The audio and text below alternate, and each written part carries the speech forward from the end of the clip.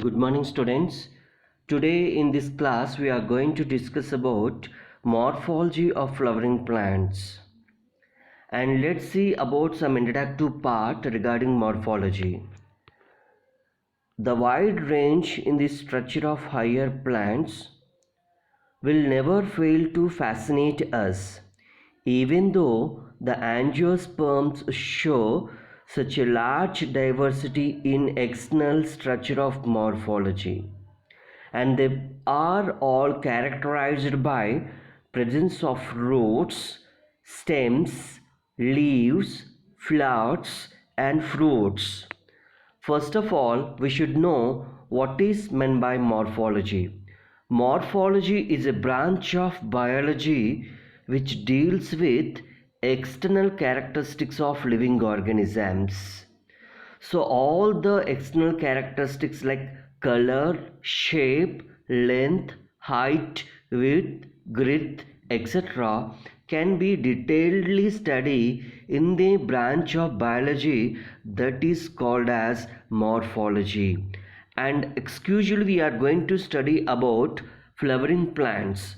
So this chapter, morphology of flowering plants, explains us in detail regarding how the morphological characteristics or external characteristics are present in a living organisms, exclusively in flowering plants. In chapter 1 and 2 and even in 3, we talked about classification of plants based on morphological and other characteristics. For any successful attempt at classification and at understanding any higher plant, we need to know standardized technical terms and standardized definitions. So those standard technical terms and standard definitions given by the scientists. We also need to know about the plausible variations in different parts found as adaptations of the plants to their environment.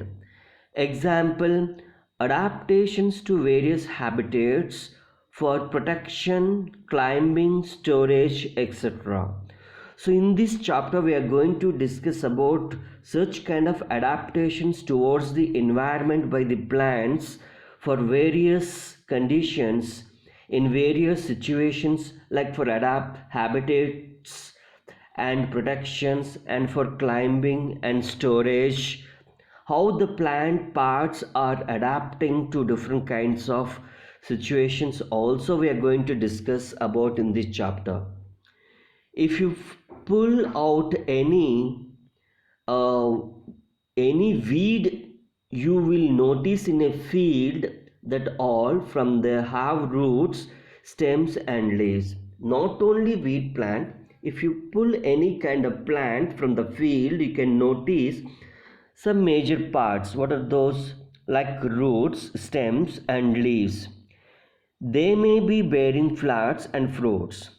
The underground part of the flower plant is the root system, while the portion above the ground forms the shoot system. This is what we are going to discuss in this diagram right now. So the part of the plant which is present in the underground is called as root system, and the part of the plant which is present above the ground level is called as shoot system. So in this picture, which you can able to see on the screen, can notice two systems, root system and shoot system. Firstly, we are going to discuss about parts of the plant. So in the parts of the plant we can see some important parts. Like, let us notice the parts first of all in the shoot system. Shoot bears some important specific parts, right? So as well the roots also bear some important specific parts. So first we are going to discuss about 5.1, the subtopic, the root system. So now let us talk about important parts in the root system and characteristics of the root.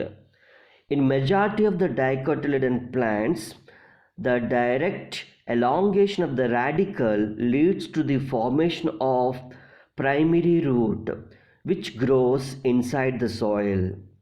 So here the radical is directly growing as a primary root.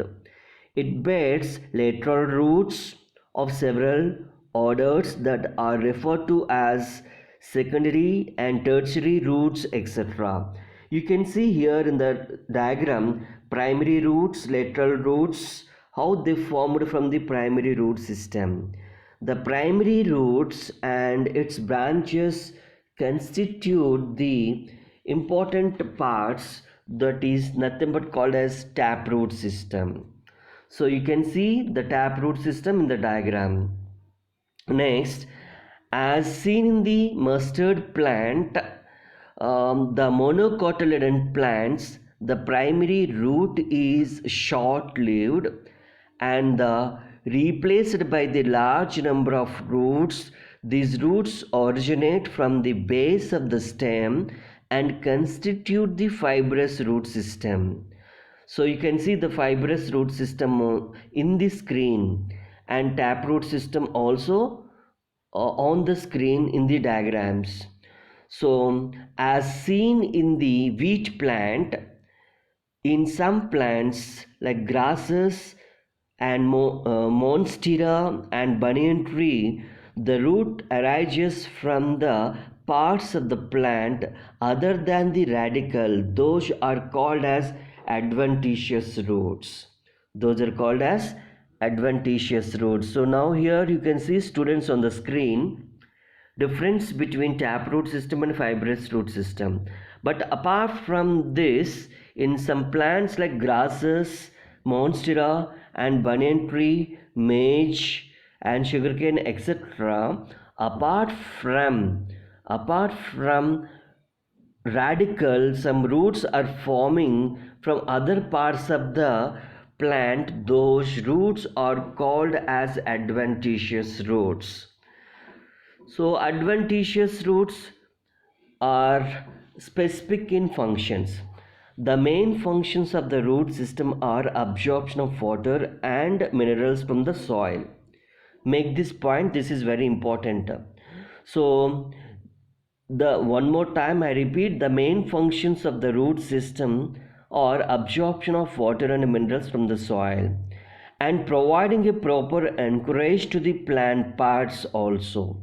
And apart from that, storing of reserve food material and synthesis of plant growth regulators. This is also one of the important function of the root system. So on the screen you can notice adventitious roots from maize plant. Understand? So now mainly the root systems are two types, taproot system and fibrous root system, which are directly forming from the radical. But apart from radical, in few plants the roots which forms other than radical, those roots are called as adventitious roots. Understand? So adventitious roots can be seen in different plants on the screen. In different plants, how the adventitious roots are developed.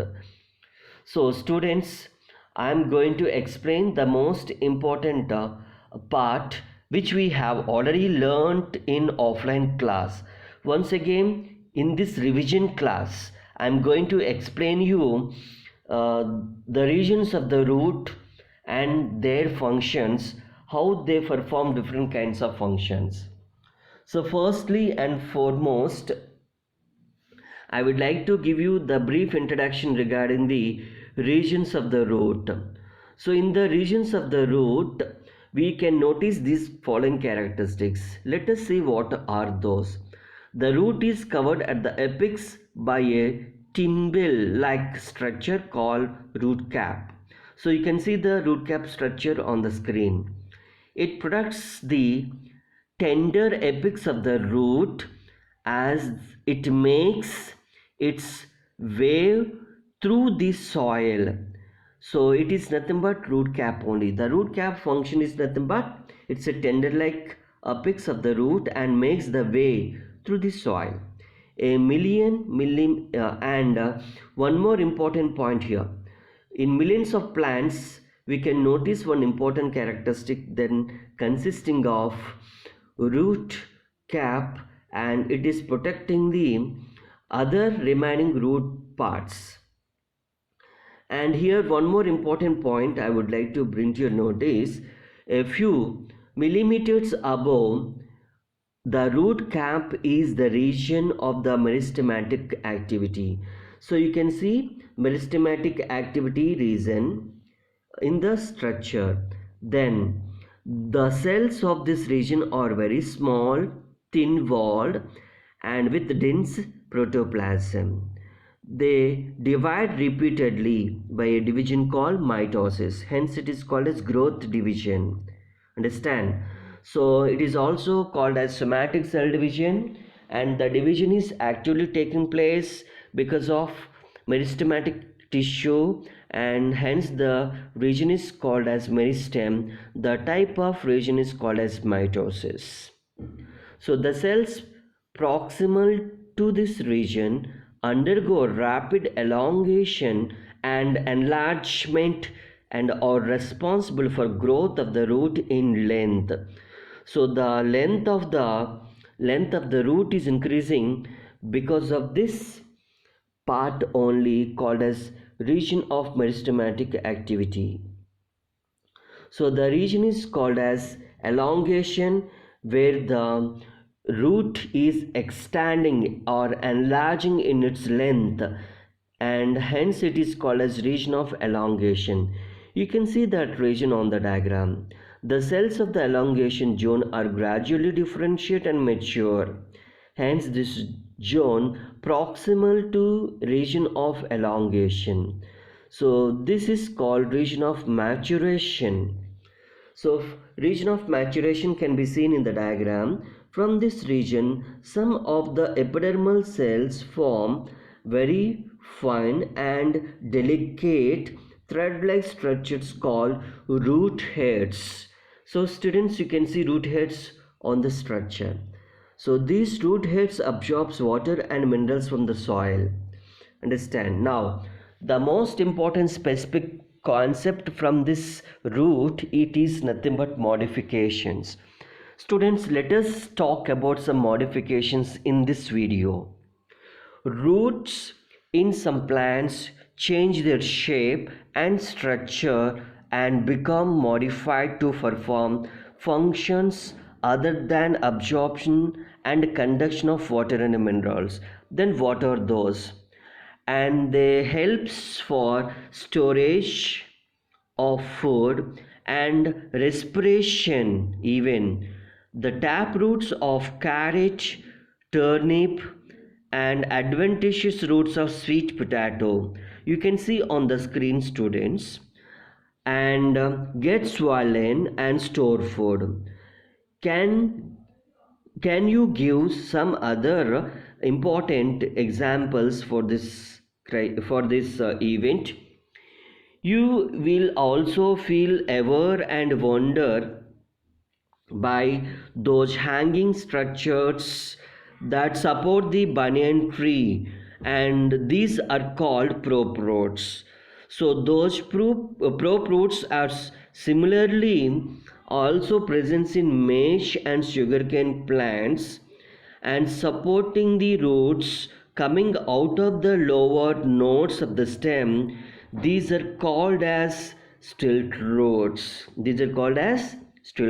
Okay. So on the screen you can see prop roots in banyan tree, and as well I can also show one more important root, that is nothing but in maize and sugarcane, how the root systems are present. So the root systems are here called with a specific name, hence those are adventitious roots only, but those roots are called with a separate name called as stilt roots. You can see stilt roots in the diagram on the screen in sugarcane and maize, how they modified. They're forming from the nodal region which are close to the ground for encouraging and supporting to the tallest stem or shoot system. So here these roots are called as stilt roots. In some plants like a sugarcane and mesh, they are present. And apart from that, we can also notice some important characteristics in other plants, like what are those? Rhizopora. You can see on the screen, students, Rhizopora growing in swampy areas. Can you see the screen how the swampy area is present? So many roots come out of the ground and grow vertically upwards. You can see on the screen how they are growing. And such roots are called as nematopods. Such roots are called as nematopods and helps to get oxygen for respiration. Helps to get oxygen for respiration. Hence they are growing in a place where there is a poor amount of oxygen. But here, students, these roots are generally growing vertically and showing positive phototropism and negative geotropism. Generally, root systems shows positive geotropism. It means growing towards gravity. Understand, this phenomenon is called as geotropism. Geo means gravity, tropism means movement. But in these plants like Rhizopora and mangroves, these plants shows positive phototropism and negative geotropism. Why? Because they grows in swampy areas and in a place where there is a poor amount of oxygen. So to perform the respiration process, roots comes out of the ground and grows vertically. So such roots are consisting small holes on them. Those are nothing but called as nematopods, which helps in respiration process. So such kind of roots are called as respiration roots or respiratory roots, which helps in the process of respiration and grows vertically upwards. So students, their spongy structures extends to the water surface and exchange the gases between atmosphere and surface roots.